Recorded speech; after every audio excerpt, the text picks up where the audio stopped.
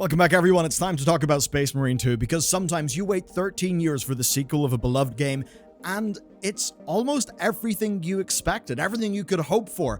That's what's happened this time, and that's a rare thing because so often stuff doesn't go the way that we want. The advanced access is obviously controversial, but even with that, we're seeing massive player numbers, so I've got to imagine the launch day spike will be pretty damn big. Now, this is a AAA release, and that means there are a few notches in the armor, but big picture, Saber have delivered. I mean, how often does the monkey's paw curl and leave us saying, this is why we can't have nice things?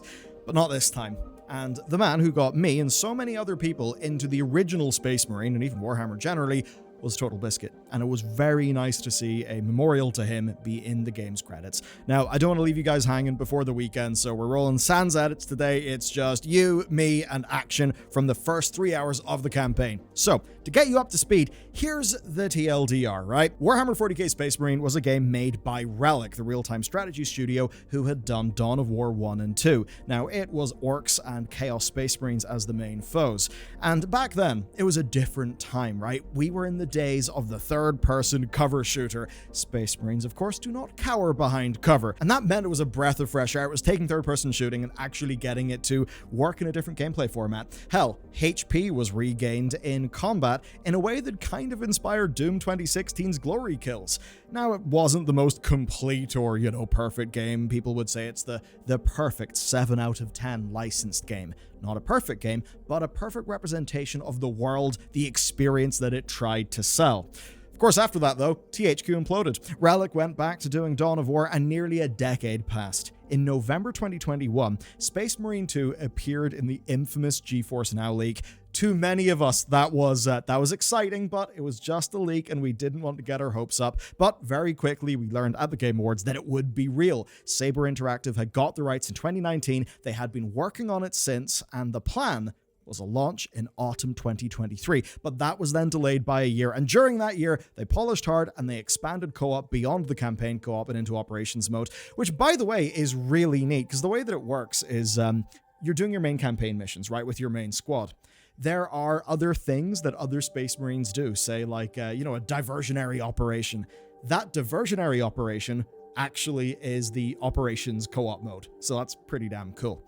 Overall then, we've got an 8-hour campaign that can be played fully single player or with 2 friends, along with a narratively interlinked set of co-op only operations, and then a multiplayer suite that's not the biggest one ever, but it's pretty much what people would want. So as far as delays go, I mean, man, this is one that definitely was worth it. Now, recently, a full build of the game leaked before release that absolutely will have sucked for them, but they roughed through it, and now we are here. So let's talk about the response.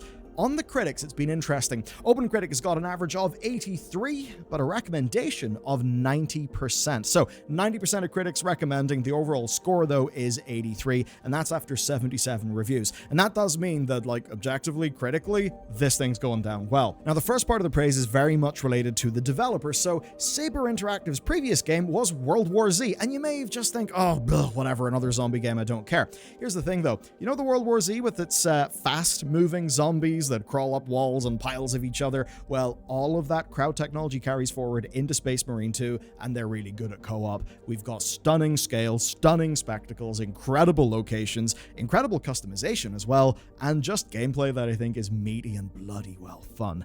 That said, there is criticism, like the 60 out of 100 PC Gamer review. I saw that before I saw the critic average, and honestly, it gave me a little bit of a heart attack. Now, the criticisms are not insane. They're focusing on things like the campaign pacing and long-term replayability in the co-op modes, combat readability, mainly in single player when it's AI controlling the other 2 Space Marines in your squad. I definitely do understand that concern. It hasn't been a problem for me yet, but certainly I'll say there's times where, while it may not look the most polished or be the most readable, it is also profoundly bloody, messy, and 40k. And I guess I do wonder, if it did end up being perfectly readable, perfectly crisp, would you lose some of the chaos? I'm not exactly sure. Also, some criticism over stilted, inhuman dialogue that's a bit stiff. All I can say is, listening to the dialogue, the only thing that was a bit stiff was me. People even saying that for the non-Space Marines. I'll say that 3 hours in, I hadn't really noticed that, because to me, it has all just felt peak Warhammer, and therefore being like the various flavors of Mark Strong's voice. That's basically what I wanted. Then there's also problems on performance and upscaling visuals. Overall, though, it's pretty damn excellent. And really, I'd say why I like OpenCritic is the recommendation thing, because a recommendation is more useful than a review score. Like, a review score is interesting, but a recommendation suggests what you should do. And if you want my recommendation, it is a firm play. It's just a question of when, and certainly this is a game you will be able to pick up cheaper in the future, so you're not missing out on anything. The campaign's not going to get any worse, it will probably only get better as bugs and performance get better. As for the audience reaction, that was interesting, because when it launched, we were sitting at mixed. Around 50%. That was rough. Again, a little bit scary. By now, it has climbed up to 75, and I think that's just because there are a lot of reasons to leave a negative review within the first, 15 minutes of booting up the game and finding certain things out. But then, by the time you've played maybe 3 hours of the game, there's probably enough for people to leave a positive review. And that's generally one of the patterns we see with Steam reviews. So, some of the problems, right? No ultra-wide support. Certainly, that's unfortunate. This is a game that, man, it will shine on an ultra-wide monitor. Thing is, though, they did actually say that in the pre-launch FAQ, but some people were surprised by that. They didn't know, so they booted the game, didn't have ultra-wide, left a negative review, which is understandable. Also, technical issues. There were crashes on the first cinematic, issues with matchmaking servers. I actually had some of those issues, but the game had this insane thing, right? It's an insane feature. Never seen it before in a modern title. That's a lie. Offline. Yeah, I could just continue playing the campaign offline even though the matchmaking servers went down. What a crazy thing. Also, Steam Input was causing a few issues with native controller support. There's been some performance issues even on high-end PCs. I was playing on a high-end PC and at least from my experience, it was utterly beyond. It was very buttery. I was very happy. That said, it was a high-end PC, so, performance will vary. Also, lack of an FOV slider. That's, Turtle Biscuit wouldn't be happy. He was a big man for the FOV slider. There was some criticism over the keyboard and mouse controls. At least for me, I think a controller's just pretty comfortable and natural for a game like this. Also, their implementation of the triggers in the PlayStation controller really just accentuates what a bolter should feel like. And hell, even small things like having rumble in the controller, well, the rumble actually does kind of matter whenever it's every single footstep because you're a flippin' Space Marine. Other criticisms being on the visual performance of the upscaling and some criticism for customization options for the Chaos faction in multiplayer, which I imagine is the sort of thing that will get better over time. It's just going to be a question of how better baseline and how better via DLC and that kind of thing. Now, the good news is a lot of the launch issues have been acknowledged. They've made a post that details specific fixes to problems, and they've also said that the wider resolution support will be one of their post-launch patches. There then is Tim Sweeney. Yes, Tim Sweeney enters the picture because of Epic Online Services. These were a concern in early reviews. They were one of the things that was dragging that score down to 50%. So, Epic Online Services is one of the tools in Unreal Engine, and it allows for crossplay between Steam, consoles, and the Epic Games Store.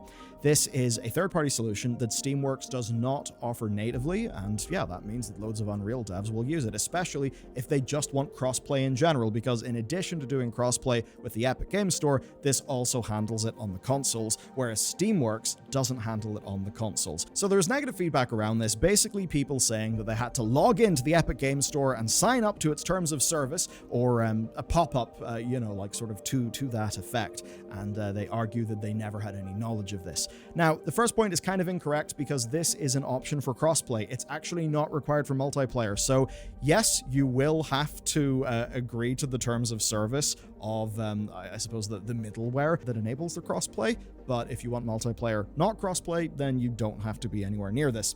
The second thing is also not really accurate, and that's because Epic's terms of service is actually listed as a third-party set of terms that you agree to whenever you access Focuses, that's the publisher, their EULA that is, of course, listed on the Steam page before purchase. So you can basically see concerns that I think are, they're from a rightful enough sort of place in terms of people being worried about things like signing away the right to, bring a case and you'd have to instead, have basically like an arbitration clause. The sort of thing that I suppose is probably in the news because of that whole situation with Disney where they wanted to get out of legal responsibilities because Disney Springs, I think that's what they call it now.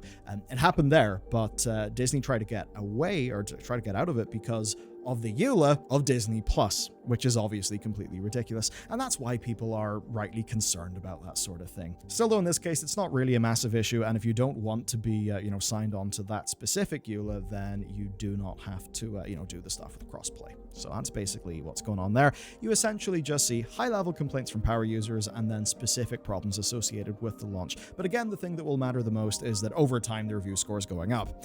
Okay, let's talk about numbers. So the advanced access period is 4 days of play being locked behind a $90 or $100 pay barrier. That's not really stopped people from playing though, because the peak count was 134,000 players, and that settled into about 70,000 on Friday morning. But remember, that is just the numbers in Steam, and I'm sure there are some numbers on the Epic Games Store. Probably not many at all, but of course, this is also out in the consoles, and, big third-person game, plays fantastically on a controller. I can totally see this doing well on the consoles.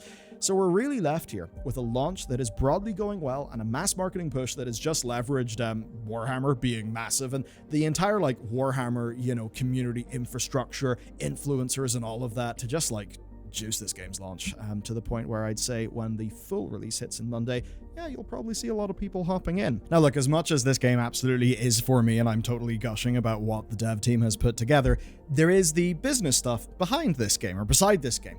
And it's a funny one because in many ways this game's got a pretty damn great business model. I mean, there's no in-game cash shop, right?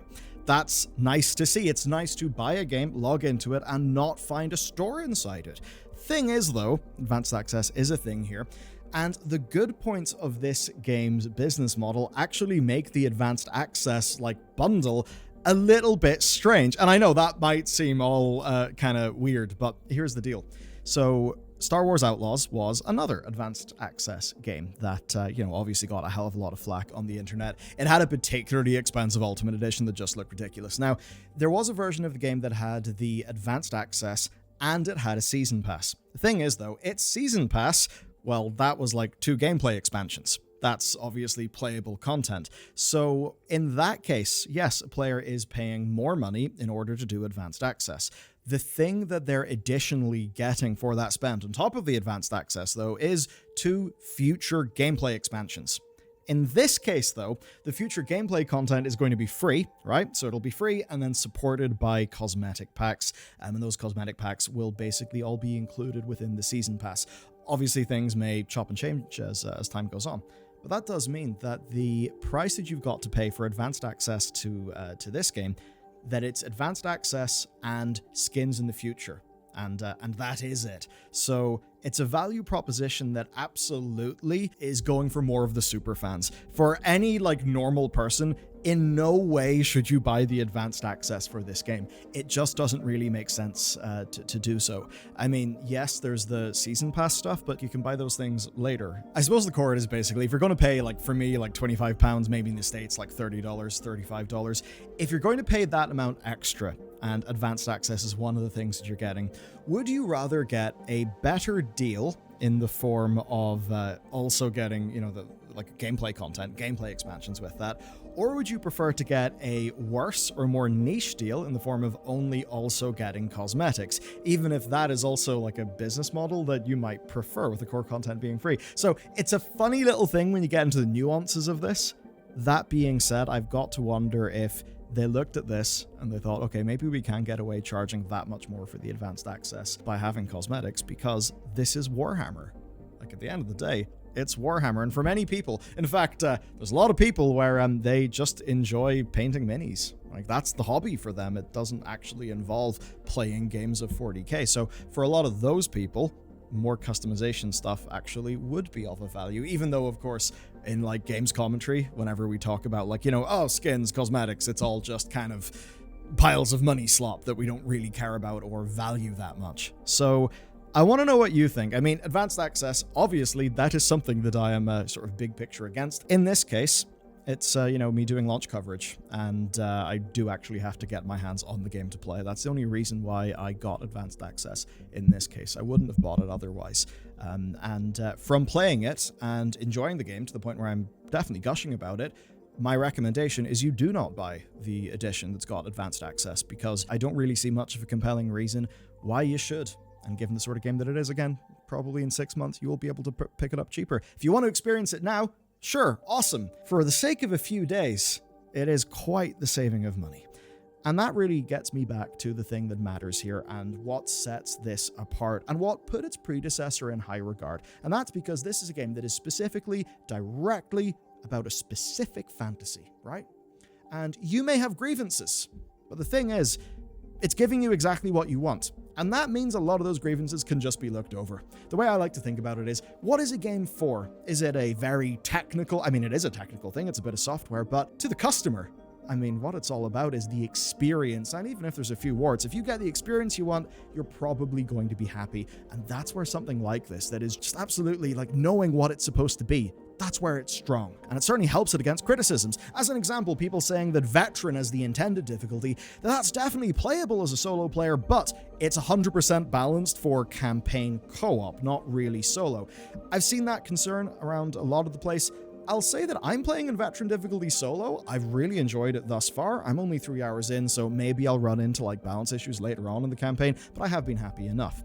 Now, there's also some criticisms over the inhumanity and blandness of the core cast, which I just don't agree with. They're Space Marines. They feel like canonical Space Marines and how they're talking. So I suppose to some people, right, it's just that thing where they're like, oh, these Space Marines are not giving me the full spectrum of human emotions. It's like, yeah, of course they're not. They're Space Marines.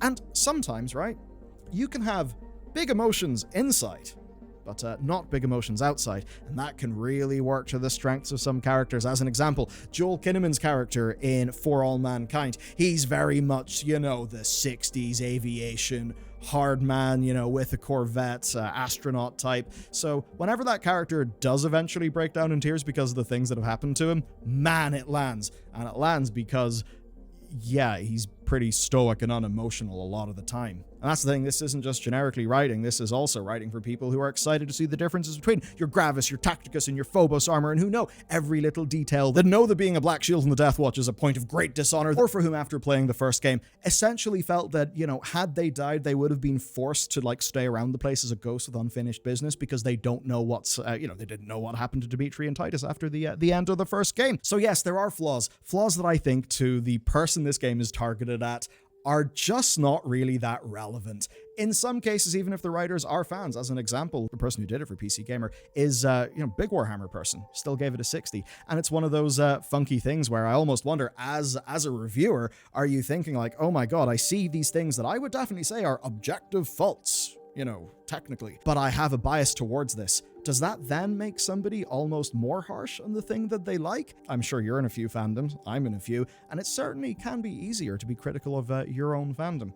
Hello, World of Warcraft. Anyhow, this is a game that's trading in authenticity. That's a currency that doesn't spend equally with everybody. So yeah, authenticity and experience, maybe not perfect technical marks. I suppose I do think about the Turkish gun competitor in the Olympics that got everywhere, who was just just slinging it. Anyway, what are video games for?